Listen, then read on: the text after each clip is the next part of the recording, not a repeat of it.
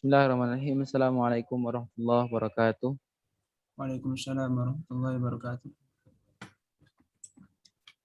Alhamdulillah wassalatu wassalamu ala Rasulillah la haula wala quwwata illa billah. Allahumma shalli wa sallim wa barik ala sayyidina Muhammad wa ala alihi wa sahbihi wa man tabi'ahum bi ihsan ila yaumil qiyamah. Amma ba'du. Yang kami hormati Al-Ustaz Azan Mahdi.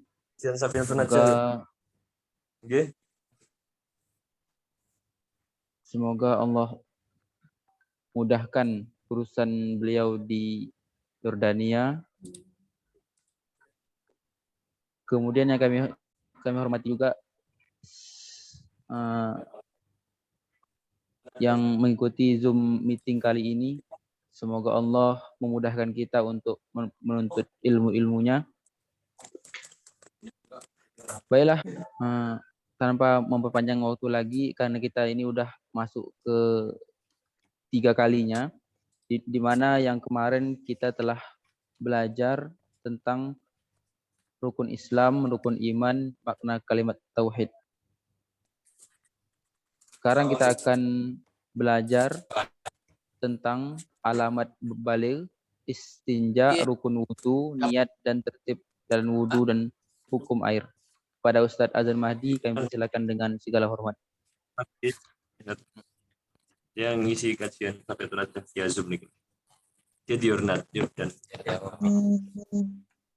Bang Nuha Nadama untuk mematikan suaranya. Rozi. Afan lupa. Bismillahirrahmanirrahim. Assalamualaikum warahmatullahi wabarakatuh. Waalaikumsalam warahmatullahi wabarakatuh.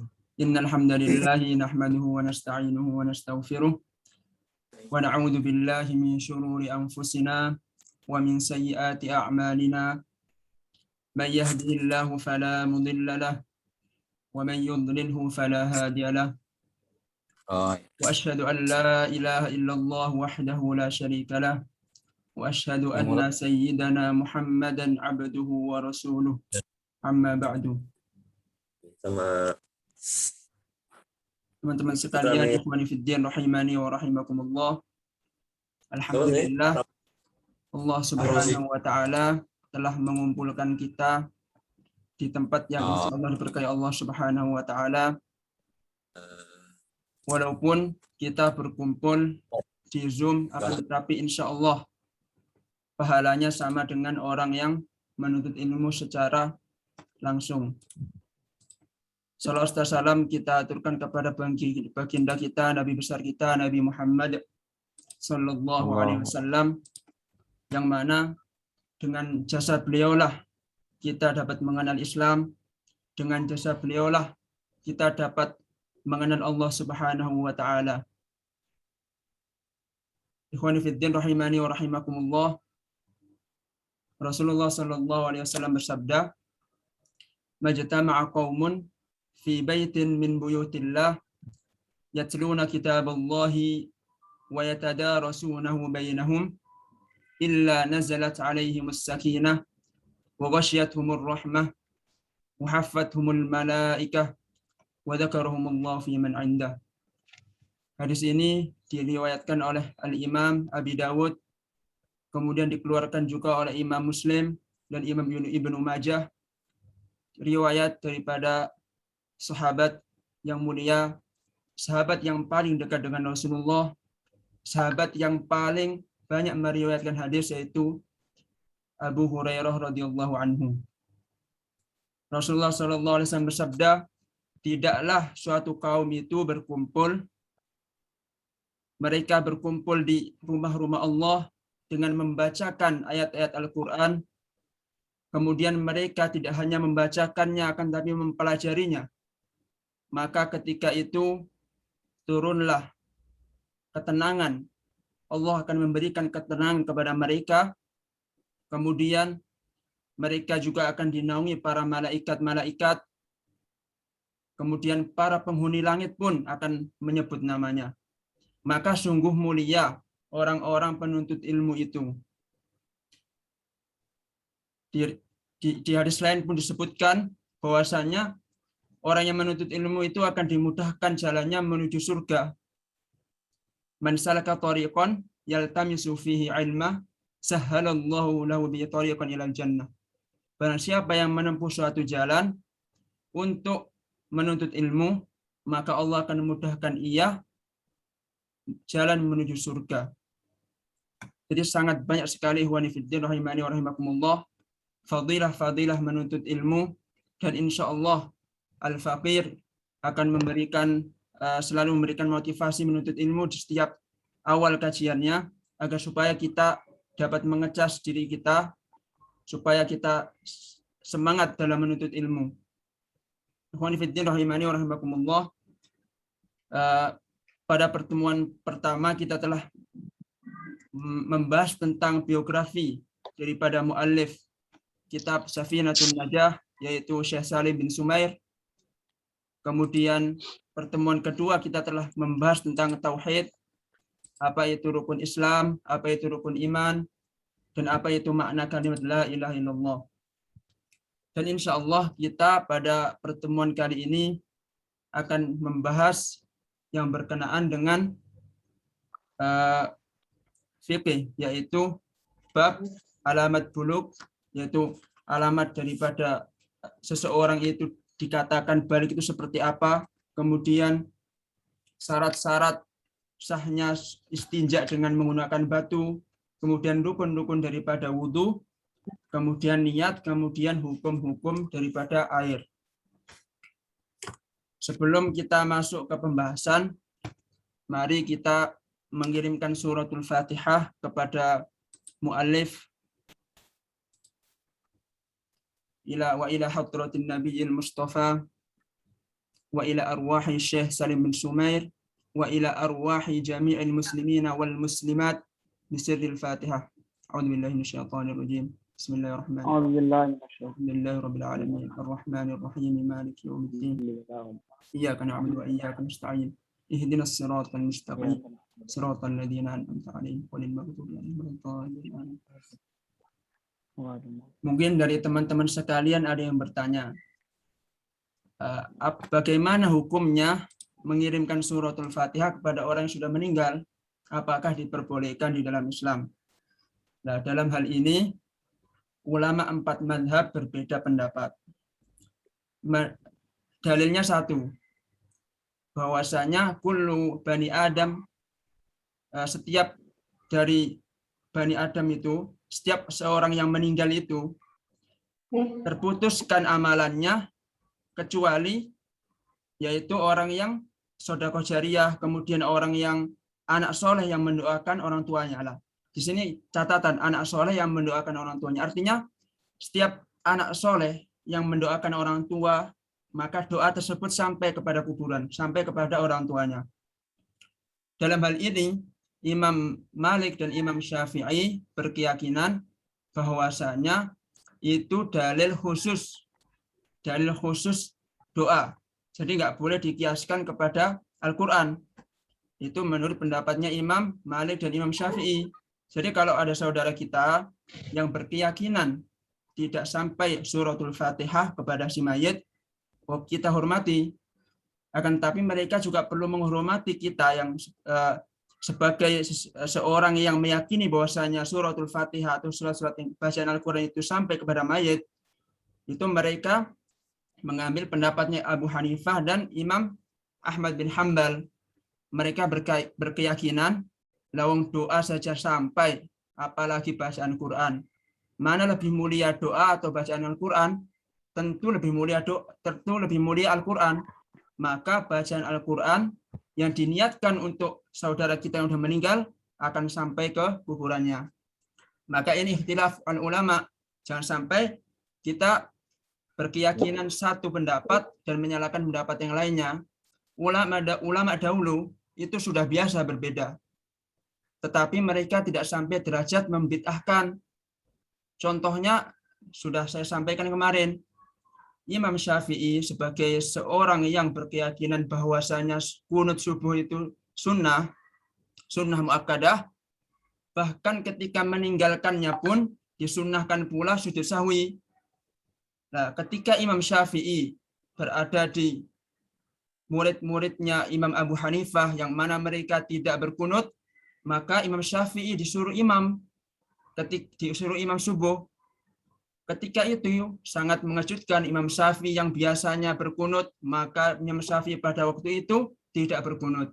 Maka kagetlah murid-muridnya Imam Abu Hanifah dan langsung bertanya kepada Imam Syafi'i, "Ya Imam, kenapa engkau tidak berkunut subuh? Padahal di kitab-kitab antum dan antum pun berkeyakinan bahwasanya kunut subuh itu sunnah muakkadah."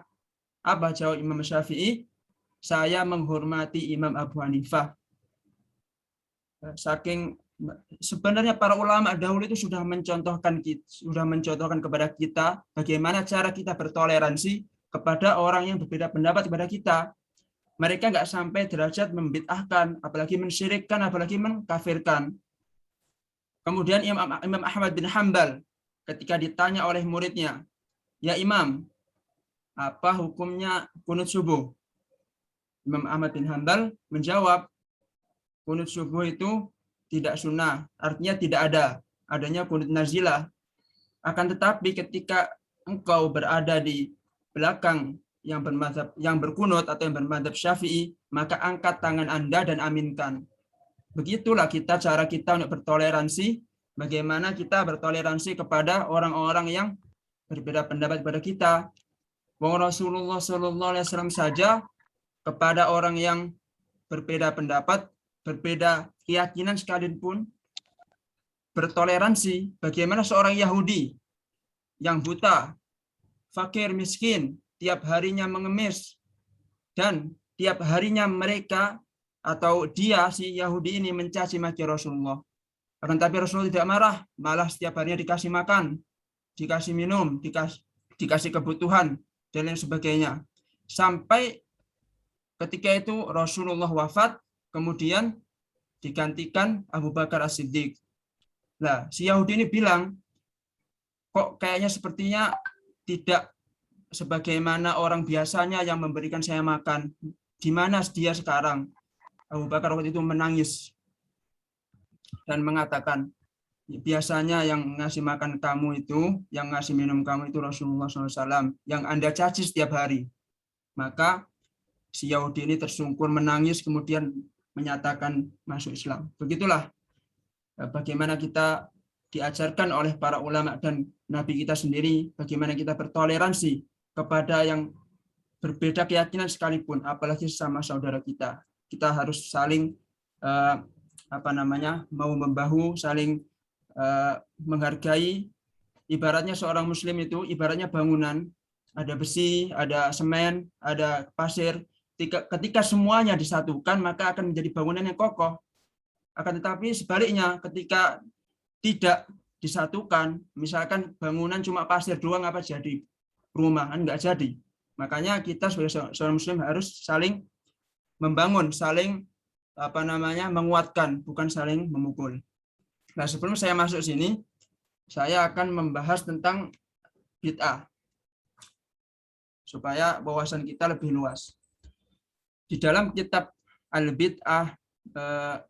Al-Bid'atul Hasanatu 'inda Syafi'iyah karya Ustadz Danang. Ustadz Danang Kunchoro ini dulu guru kami di pesantren. Beliau setelah di pesantren kemudian lulus S1 di Damaskus. Sekarang kemudian melanjutkan S2-nya di Brunei Darussalam, kemudian S3-nya di Malaysia sampai sekarang. Saya pernah mendapatkan PDF-nya dan saya pernah membaca itu. Jadi apa itu artinya bid'ah? Bid'ah itu sesuatu yang baru. Di dalam kitab itu disebutkan sesuatu yang baru, sesuatu yang tidak pernah dilakukan Rasulullah SAW. Intinya sesuatu yang baru yang tidak pernah dilakukan oleh Rasulullah SAW. Baik itu perkara ibadah maupun tidak perkara ibadah. Nah, di sini para ulama itu berbeda pendapat. Dalilnya satu, kullu bid'atin dhalalah. Setiap yang bid'ah itu adalah sesat. Nah, ulama itu berbeda pendapat tentang makna kullu. Apakah makna kullu di sini bimakna litab'id ataukah bimakna kullu? Apakah kullu di sini dalam artian sebagian atau diartikan keseluruhan? Nah, ini ulama berbeda pendapat. Akan tetapi jumhurul ulama daripada kalangan Hanafiyah, wal Malikiyah, wal Syafi'iyah, wal Hanabilah, fudhala'ul Hanabilah, mereka sepakat bahwasanya bid'ah itu ada yang baik, ada yang buruk. Bahkan Imam Syafi'i berpendapat bid'ah itu dibagi menjadi dua. Ada bid'ah al-mahmudah, ada bid'ah al-madhmumah. Ada bid'ah yang terpuji, ada bid'ah yang tercela. Maka kemudian ada juga ulama, memang ada ulama yang meyakini bahwasanya seluruh bid'ah itu dhalalah. Di sini dikomandoi oleh Ibnu Taimiyah rahimahullah taala.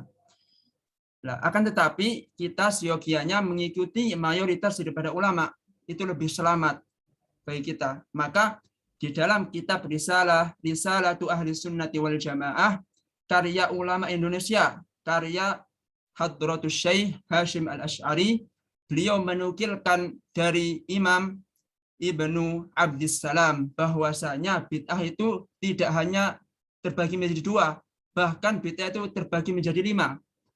Yang pertama, bid'atun wajibatun, bid'ah yang wajib. Apa itu bid'ah yang wajib? Contohnya belajar nahwu, belajar tajwid, terus belajar fikih yang kita pelajari ini, belajar akidah. Dahulu pada zaman Rasulullah itu nggak ada pelajaran nahwu, pelajaran akidah, belajar fikih, nggak ada. Semuanya itu ya dari Rasulullah. Maka ini disebut bid'ah wajibah. Kita wajib mempelajarinya. Karena thalabul ilmi fardhatun ala kulli muslim, yaitu menuntut ilmu itu diwajibkan bagi setiap muslim. Kemudian ada juga bid'ah mandubah, yaitu bid'ah yang disunahkan. Contohnya seperti apa? Contohnya mendirikan madrasah, mendirikan ma'had. Nah, itu semuanya bid'ah yang mandubah, bid'ah yang disunahkan. Zaman Rasulullah nggak ada namanya ma'had, namanya madrasah, itu nggak ada zamannya Rasulullah. Nah, kalau kita berkeyakinan kullu bid'atin dhalalah, ya semua pondok-pondok itu ya bid'ah semua. Semua pondok, semua madrasah bid'ah semua. Kalau kita berkeyakinan kullu bid'atin dhalalah. Kemudian yang ketiga, bid'ah muharramah. Dalam hal ini Ibnu Ais bin Abdissalam meyakini bahwasanya bid'ah muharramah di sini dalam hal akidah. Contohnya seperti apa? Contohnya madhab al-qadariyah yang di sini di dalamnya al-mu'tazilah. Ya, Mu'tazilah itu berkeyakinan bahwasanya Al-Qur'an itu bukan kalamullah, Al-Qur'an itu makhluk. Nah, maka ini termasuk bid'ah yang mengatakan Al-Qur'an itu makhluk, ini baru namanya bid'ah dhalalah, bid'ah yang sesat. Kemudian ada juga dari kalangan Jabariyah yang mengatakan Allah itu ada di mana-mana. Padahal keyakinan Ahlus Sunnah wal Jamaah, Allahu mawjudun bila makan. Allah itu ada tapi tanpa tempat. Nah, bagaimana kalau Allah bertempat? Yang menciptakan tempat itu Allah. Kita boleh meyakini Ar-Rahmanu 'alal arsy istawa. Boleh.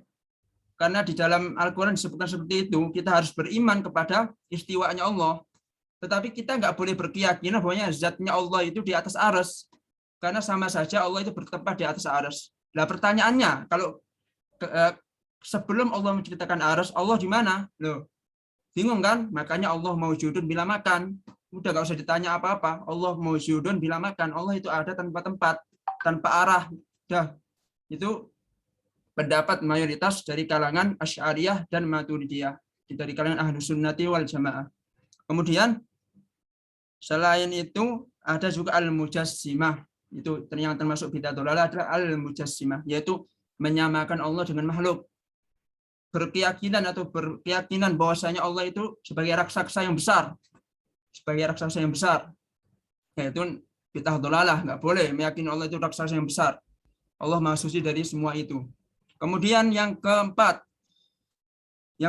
adalah bid'atun mubahah, yaitu bid'ah yang diperbolehkan. Contohnya tasawufah uqba sholatil maghrib was subhi, yaitu bersalam-salaman seusai sholat subuh dan sholat asar, atau bersalam-salaman setiap sehabis sholat wajib. Nah, itu termasuk bid'ah yang mubah. Karena apa? Karena Rasulullah memerintahkan setiap kali bertemu dengan saudaranya itu diperintahkan untuk disunnahkan untuk berjabat tangan. Nah, di masjid berjamaah itu kan tujuannya untuk bersilaturahim. Tujuannya untuk bersilaturahim. Maka setiap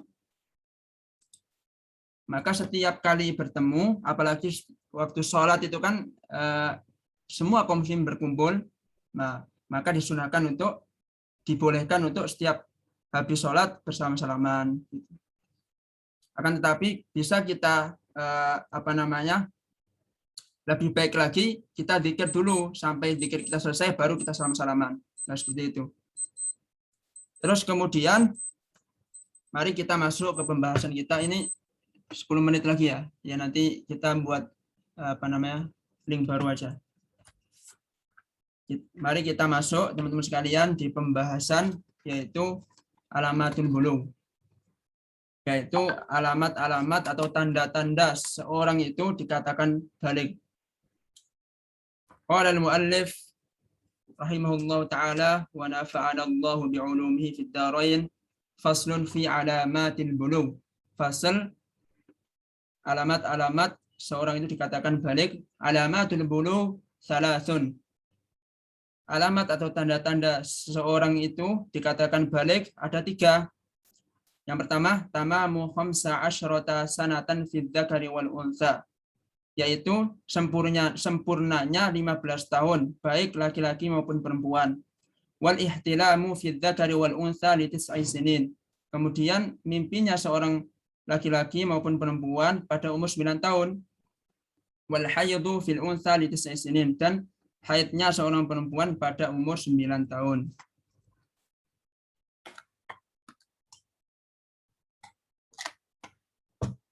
Mari kita lihat syarahnya di kitab Nailur Rojah karya Sayyid Ahmad bin Umar Asy-Syatiri. Beliau juga ulama Yaman dan termasuk juga dzurriyyatul Rasulullah sallallahu alaihi wasallam. Mari kita lihat syarahnya dari Syekh Salim bin Sumair.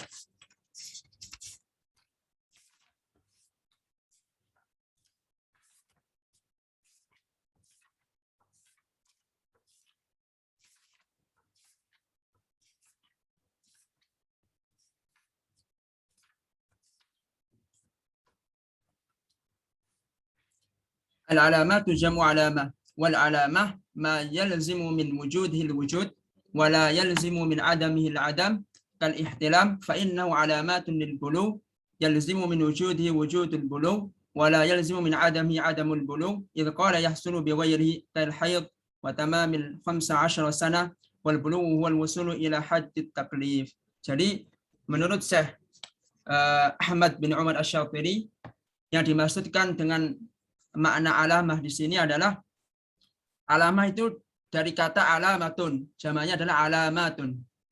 Alamatun, yaitu sesuatu yang mengharuskan adanya sesuatu dan mengharuskan pula ketiadaan sesuatu itu meniadakan sesuatu pula.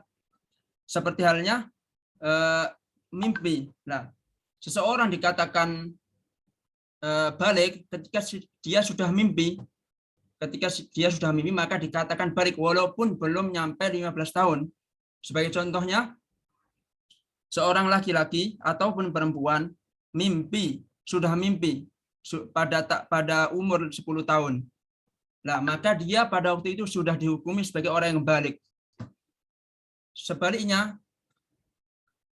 contoh lain ketika seseorang umur lebih dari 15 tahun, umur 16 tahun misalkan, terus kemudian ia belum mimpi, maka dia sudah dihukumin sebagai orang yang sudah baligh.